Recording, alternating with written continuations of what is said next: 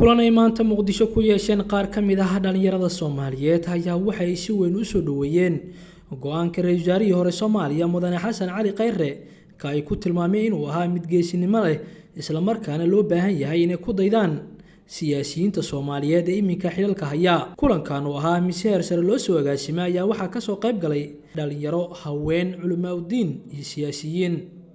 ugu horeyn ayaa goobta waxaa ka hadlay qaar ka mid ah dhalinyarada Soomaaliyeed ee kulankan soo agaasimay. waxaa sharaf iyo farxad inoo ah inaan maanta halkaan u joogno munaasabada ee ururada dhalinyarada Soomaaliyeed ee soo qabaqaabiyeen isla markaana lagu taageerayo go'aankii geesinimada lahaa ee uu qaatay ra'iisul wasaarihii hore ee Jamhuuriyadda Federaalka Soomaaliya Mudane Xasan Cali Khayre. ra'iisul wasaaraha asigoo og wixii ka dhacay baarlamaanka aan ahayn dhaqan wanaag siyaasadeed iyo mid sharciba ayuu dalka u tanaasulay. sidaa darteed ururada dhalinyarada Soomaaliyeed waxay go'aansadeen maanta inay munaasabadani soo qabanqaabiyaan, soo dhaweeyaan taageeradii geesinimada lahayd uu qaaday, tusaalena u noqday siyaasiyiinta Soomaaliyeed ee xilli kala duwan ka haya in markay xaalada noocan oo kala dhacaan dalka loo tanaasulo. waxaan aad ugu faraxsanahay walaalayaal inaan kala soo qayb galo munaasabadan lagu taageerayo go'aankii mowqifkii uu qaatay Prime Minister Khayre. runtii go'aankii uu qaatay ra'iisul wasaaraha waxay ahayd go'aan loo qaaday dhabaha saxda ah ee dimuqraadiyadda. waxaa la socotaan markii mooshin baarlamaan la keenayo wuxuu leeyahay sharciyo iyo shuruudo. waxaa ka mid ah 50 xildhibaan inay saxiixaan mooshinka ajandiis inuu cad yahay oo la soo jeediyo xukuumaddii iyo ra'iisul wasaarihii in la wareysto. intaasba kama dhicin baarlamaankii. waxaa ka dhacay wax aad u malaysid inuu ahay afgambi aan dhiig ku daadan si qof waliba oo Soomaaliya ay dareemi karto sharcigana baalmarsan. waxaan ku dhiirigelinayaa ra'iisul wasaarihii hore dowladda federaalka Soomaaliya Mudane Xasan Cali Khayre go'aankii geesinimada lahaa uu ka qaatay. waxaa la joogaa waqti in la xakameeyo kala guurka siyaasadeed. dalku wuxuu wajahayaa waqti kala guur loo baahan yahay in la qaato go'aano masiiri ah loona tanaasula qaranka Soomaaliyeed. waxaa nasiib xumo ah in ay weli muuqato dana shakhsiyeed ilaalinta danaha shakhsiga balse ay muuqan ilaalinta dastuurka iyo danta qaranka.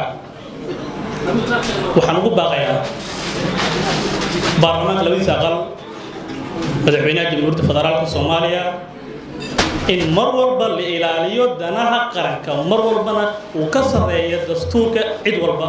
sidoo kale goobta ayaa waxaa ka hadlay mid ka mid ah haweenka Soomaaliyeed iyadoo ku dheeraatay ahmiyadda dawladnimada iyo waliba in dalkan doorasho ay ka dhacdo.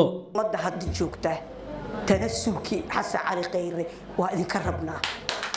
wadankan wuxuu aadayay 4 sanaba qori dhiib buu ahaa, wuxuu aadayay doorasho. xukuumadii ka horeysay ayadoo si gadaal u sii fiirinayso waxba iga qabya ah leh iyadoo raalli ah gacanta ka saartay.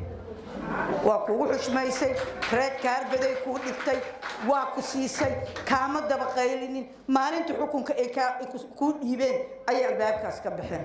tii ayaga ka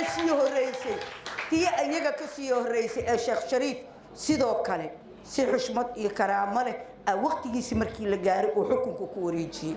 cidina ka yeeli mayno xukun jecelaysi, cid aan ka yeelayn ma jirto. kuraasta aad ku fadhidaan dad baa u taagan. dhalinyaradan maanta meeshaan taagan ayaa u taagan oo raba kuraasta aad raranaysaan. 124 waxaan geystay heblow, 104 waxaan geystay heblow. cidina idinkama yeelayso. kuraasta dadaa iskale, qabiilaa iskale. ma garatay wadankan weli wadan 4.5 ku dhisan waaye. waxa la raraayo taariikh aan hore u dhicin ha u keenina wadanka. ugu dambeyn ayaa munaasabada waxaa ka hadlay ex xildhibaan hore Galmudug Garaad Yuusuf. sida mas'uuliyadda lahayd ee ra'iisul wasaaruhu runtii uu ugu turay dalka iyo dadka ayay runtii ku saabsan tahay sida dhalinyaradu ay noo sheegeen marka arintaas shacabka Soomaaliyeed hadii aan nahay waxaan uga mahad celinaynaa Prime Ministerkii hore isagoo si iskiisa markii uu arkay xaaladda iyo sida ay ku socoto maxay ahayd golihii shacabku ay wax u sameeyeen inuu runtii isagu uu garto inuu halka baneeyo iyadoo shacabka Soomaaliyeed ay cabsi weyn ka qabeen waxa xigi doona oo runtii aad ogsoon tihiin waxyaabaha faraha badan ee la isla dhex maray mudane Prime Minister arintaas waa ku mahadsan tahay Cabdiraxmaan Kambaal Goobjoog Muqdisho